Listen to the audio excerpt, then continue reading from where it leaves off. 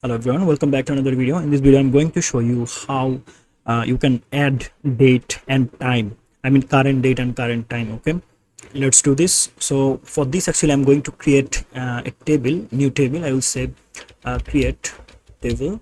Let's say date date and time. Okay, so I need to add all the columns, right?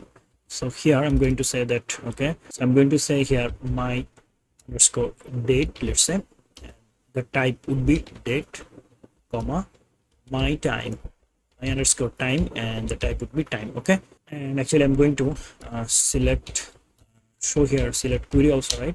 So select from, all from date, date and time. All right, so execute it. This is the error. So date and time, if I execute it, you can see I need to remove this one. Okay, so here you can see my date and my time. Actually I'm going to insert values. Okay, so I will say insert into the database date time, and I'm going to set all the columns. So here the column is my underscore date, comma, my underscore time, and I want to set values.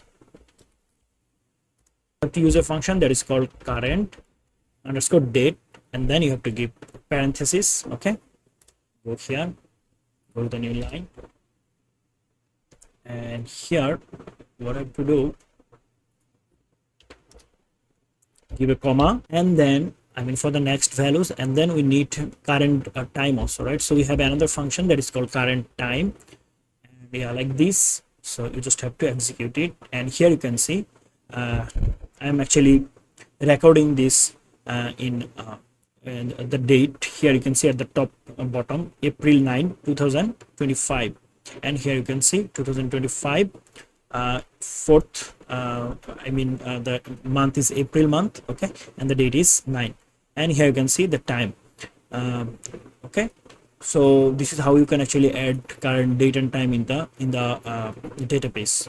Okay, so I hope you understand. Thanks for watching. See you in the next video. Till then, goodbye.